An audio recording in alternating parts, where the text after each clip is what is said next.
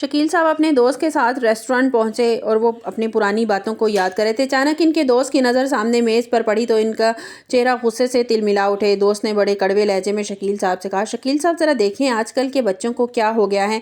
ना ही इन्हें अपनी इज्जत, ख़ानदान की इज़्ज़त का ख्याल है, ना ही इन्हें इस माशरे का ख्याल है। शकील साहब ने इस तरफ देखा तो इनके पैरों तले से ज़मीन निकल गई, क्योंकि सामने उनकी बेटी अनाबिया शावेज़ का हाथ थामे हुए बैठी थी।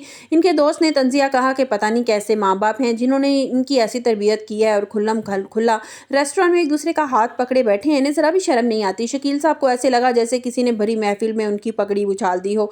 वो अपने दोस्त के सामने शर्मिंदगी से पानी पानी हो गए और गुस्से से काबू से बाहर होने लगा।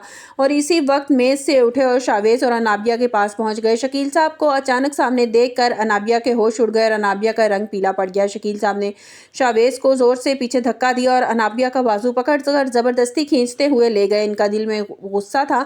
वो घर पहुंचते ही शकील साहब ने अनाबिया को सबके सामने खड़ा किया और चिल्लाना शुरू कर दिया, अनाबिया तुमने मेरी गर्दन झुका दी है।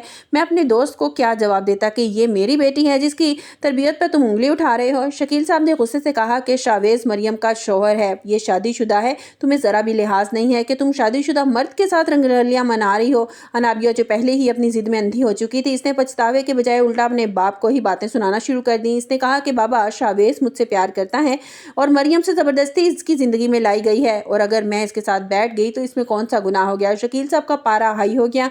उन्होंने अनाबिया के मुंह पर एक जोरदार थप्पड़ मारा। वो मरियम का शौहर है और मरियम इस घर की बेटी है, दोबारा उसका नाम जुबान पर मत लाना। दूसरी तरफ शावेज़ जब घर पहुंचा तो मरियम का उसका इंतजार कर रही थी। मरियम ने शावेज़ के चेहरे पर परेशानी नजर आई तो इसने करीब जाकर पूछा, शावेज़ क्या बात है, इतने परेशान क्यों हो। शावेज़ ने मरियम को तसल्ली देने के बजाय इसे झिड़क दिया, क्योंकि अनाबिया इसके दिमाग में मरियम के खिलाफ पहले ही जहर भर चुका था।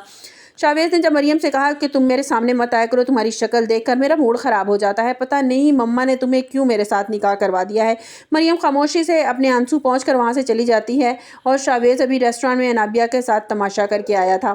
शावेज़ बेगम, सुल्ताना बेगम जब ये वाक़े को पता चलता है तो शावेज़ पर बरस पड़ती हैं। शावेज़, तुम मरियम जैसी नेक लड़की को छोड़कर उस अनाबिया के पीछे पागल हुए जा रहे हो। तुम्हें तो किसी की इज्जत का ख्याल नहीं है। सुल्ताना बेगम ने शावेज़ को वार्निंग दी, अगर तुमने दोबारा अनाबिया को साथ मैंने तुम्हें देखा तो मैं तुम्हें अपने घर से आग कर दूंगी। मरियम मेरी पसंद है और वही इस घर की बहू रहेगी। शावेज़ अब आपको ऐसी आग में फंस चुका है जहां एक तरफ उसकी बीवी मरियम है, मरियम की खामोशी मारी, और दूसरी तरफ अनाबिया की जनूनी मोहब्बत जो इसे बर्बादी की तरफ लेकर जा रही है। अनाबिया ने अपने कमरे में जाकर खुद को बंद कर लिया और रोते हुए खुद से कह रही है कि शावेज़ सिर्फ मेरा है, मैं मरियम को उस घर से निकाल कर ही दम लूंगी। मरियम आहिस्ता आहिस्ता समझ रही है कि अनाबिया इसकी ज़िंदगी में कितना बड़ा जहर घोल रही है, मगर शकील साहब की खातिर वो सब कुछ बर्दाश्त कर रही हैं। अनाबिया मरियम पर कोई ऐसा इल्ज़ाम लगाने का सोच रही है कि शावेज़ खुद ही उसको तलाक देकर उस घर से निकाल दे। आपको क्या लगता है, क्या वाकई शावेज़ मरियम को तलाक दे देगा और अनाबिया से निकाह कर लेगा? आपको हमारी वीडियो कैसी लगी कमेंट्स बॉक्स में अपनी राय का इजहार ज़रूर कीजिएगा। मिलते हैं एक नई वीडियो के साथ। अपना बहुत सा ख्याल रखिएगा। अल्लाह हाफिज़।